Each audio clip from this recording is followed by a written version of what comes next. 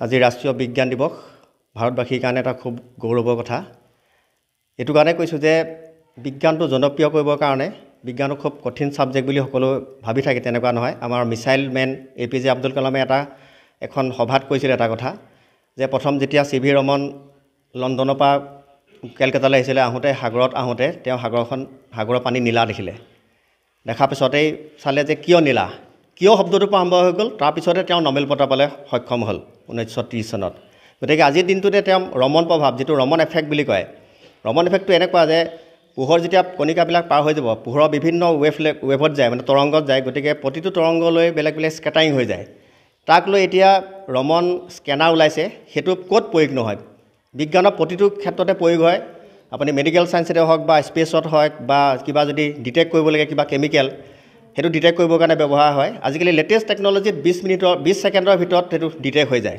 কথাটো এনেকুৱা ধৰণৰ, এতিয়া সেইটো স্কেনাৰ দিলে আমাৰ প্ৰতিটোৱে আমাৰ গাঁৱত হাইড্ৰজেন, অক্সিজেন, নাইট্ৰজেন চব আছে, বেলেগতো আছে। গতিকে চবৰে ষ্ট্ৰাকচাৰ বেলেগ বেলেগ। যেনেকৈ মানুহৰ ষ্ট্ৰাকচাৰ বেলেগ বেলেগ, যেতিয়া এইটো আমাৰ জিন আইডেণ্টিটি বুলি নিচিনা। আমাৰ যেতিয়া আধাৰ কাৰ্ড যে ওলাইছে, আধাৰ কাৰ্ডৰ 12টা নম্বৰ যিটো আমাৰ প্ৰত্যেকৰ ইউনিক আমাৰ আইডেণ্টিটি আছে, ঠিক তেনেকৈ এই ৰমন স্কেনাৰটোৰ সহায়ত প্ৰতিটো বস্তুৱে ইউনিক আইডেণ্টিটি আমি ল'ব পাৰোঁ। গতিকে খুব এটা ধুনীয়া এটা ব্যৱস্থা আমাৰ ৰমন ডাঙৰীয়ে তেতিয়াই ভাৰতৰ সন্তান, তেতিয়াই এই কামটো কৰি গৈছে। এটা আৱিষ্কাৰ কৰাৰ কাৰণে অকল ভাৰতে নহয়, এছিয়াৰ প্ৰথম নবেল বঁটা বিজয়ী হৈছে। সেয়ে আজি দিৱসৰ আমাৰ তাৎপৰ্য এইটোৱে, আমি বিজ্ঞান জনপ্ৰিয় কৰিব লাগে। আমাৰ ৰিচাৰ্চ ডাইৰেক্টৰৰ মতে যে science is a poetry of reality, বিজ্ঞান জীৱনৰ ছন্দ। গতিকে এই নীতিকে সৰুগত কৰি আমাৰ শিকাৰুসকলক এই লেবৰেটৰীৰ ভিতৰতে বহুতখিনি তথ্য দিয়া হৈছে যাতে আগ্ৰহী হয়। আমাৰ বিদ্যালয় চৰকাৰী হিচাপে যিখিনি ইকুইপমেণ্ট দিছে সেইখিনিতো আছেই। তাৰ উপৰিও আমি ইয়াৰ পৰা আচল কথা হৈছে ইয়াত পেলনীয়া সামগ্ৰী। এই বিদ্যালয় অহা মোৰ আজি 5 মাহ হৈছে। হয়, ইয়াতে গোটেইখিনি যি দেখিছে সকলো কাৰ্টুন দেখিব আপুনি, পেলনীয়া কাৰ্টুন যিখিনি আছে, স্কেপ, গোটেই স্কেপখিনি লৈ কাম কৰিছোঁ। সেইটো এটা প্ৰজেক্টৰ এটা ডাঙৰ ইছ্যু যে আমি পেলনীয়া সামগ্ৰীক আমি কেনেকৈ ব্যৱহাৰ কৰিব পাৰোঁ। আমাৰ ইয়াতো অকলে বিজ্ঞানগাৰত পেলনীয়া সামগ্ৰী বুলি নহয়, আমাৰ এটা ফ্ৰেছ এৰেনা বুলি এটা নতুনকৈ এটা আৰম্ভ কৰিছোঁ। তাত আমাৰ শিলগুটি আছে, বিভিন্ন কালাৰ ৰক গাৰ্ডেন আছে, আপোনালোকে চালে দেখিব স্নেল গাৰ্ডেন আছে। আৰু ইয়াতে ছাত্ৰ ছাত্ৰীসকলে নিজে খুব ক্ৰিয়েটিভিটি আছে। ইয়াত পেলনীয়া সামগ্ৰী তেওঁলোকে প্ৰতিখিনি কাম কৰে, প্ৰতিটো বস্তু তেওঁলোকে খুব আগ্ৰহী। হয়, আমাৰ এটা ডাঙৰ কথা, আমি ইয়াত অহাৰ পিছত আমাৰ ইয়াৰ যিখিনি বেৰত আমি লিপিবদ্ধ কৰা আছে সেইখিনি তথ্য সহকাৰে এখন কিতাপ উলিওৱা হৈছিল, তথ্যকোষ। আমাৰ 16 ডিচেম্বৰত আমাৰ উন্মোচন কৰা হৈছিল। আৰু 8 জানুৱাৰীত আমাৰ পত্ৰৰন্ধন আমাৰ এখন পাচি পত্ৰিকা আমি এই লেবৰেটৰীৰ পৰা আমি উলিওৱা হৈছে। আৰু লগতে এতিয়া ডাঙৰ কথা কৈ থওঁ যে আমাৰ বিদ্যালয়ৰ গ্ৰন্থাগাৰ আছে যদিও আমাৰ লগতে পুথিভঁৰালৰ লগতে আমাৰ লেবৰেটৰী লাইব্ৰেৰী আছে। আমাৰ ইয়াতে প্ৰায় 250খন বিজ্ঞান সম্পৰ্কীয় কিতাপ আছে। আমাৰতো ভাল লাগিছে যে আজি বিজ্ঞান দিৱস দিনটো ছাত্ৰ ছাত্ৰীক লৈ আমাৰ লেবৰেটৰীত যিখিনি বিজ্ঞানৰ সামগ্ৰী, আমাৰ প্ৰাঞ্জল হাজৰিকা ছাৰে বিজ্ঞান শিক্ষক হিচাপে এইখিনিত যথেষ্ট কষ্ট কৰি বিজ্ঞানগাৰটো আধুনিকভাৱে সজাই তুলিছে। লগতে ছাত্ৰ ছাত্ৰীকো বিজ্ঞানৰ কাৰণে তেওঁ আকৰ্ষণ কৰিব পৰাকৈ সহজ উপায় কিছুমান উলিয়াইছে।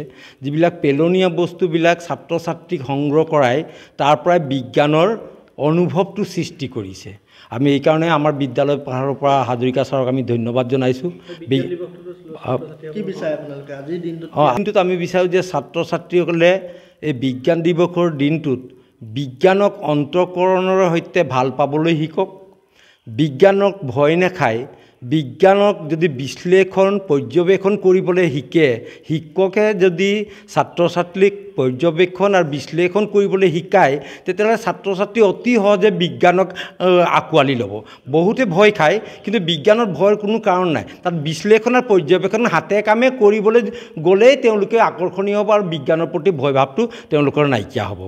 আজি বিজ্ঞান দিৱস আমাৰ বাবে বহুত গৌৰৱৰ কথা আৰু বহুতেই ভাল লাগিছে। আমাৰ ছাৰে বিজ্ঞানগাৰটোক আধুনিকভাৱে সজাই তুলিছে আৰু আমি বহুতো কথা শিকিব পাৰিছোঁ। ভাল লাগিছে। বিজ্ঞান বিষয়টো প্ৰথমতে মোক ভাল লগা নাছিলে ইমান। যেতিয়া আমাৰ প্ৰাঞ্জল ছাৰে আহিছে, আমাক সকলো কথাখিনি ভালদৰে বুজাইছে, তেতিয়াৰ পৰা মই সকলো বিজ্ঞানীসকলৰ কিতাপ পঢ়ি এতিয়া মনটোক এতিয়া ভাল লাগিছে, এতিয়া বিজ্ঞানৰ প্ৰতি আকৰ্ষণ বাঢ়িছে। সেয়াই মই আমাৰ ছাৰক ধন্যবাদ জনাই। ইয়াত বহুতো কথাখিনি আছে সৰু সৰু আমি যিটো বুজিব নোৱাৰোঁ বহুত কথা ইয়াতে আছে অঁ ভাল লাগিছে আজি বিজ্ঞান দিৱসৰ আমি ইয়াতে বহুতো কথা শিকিব পাৰিছোঁ আমাৰ ছাৰে ইমান দিনৰ পৰা একো হোৱা নাছিল এতিয়া বহুত ধুনীয়া আগবাঢ়ি গৈছে বিজ্ঞান লেবৰেটৰীটো আমি বহুত শিকিব পাৰিছোঁ আৰু আজি CB ৰমনৰ বাবে বিজ্ঞান দিৱস হিচাপে পালন কৰা হয়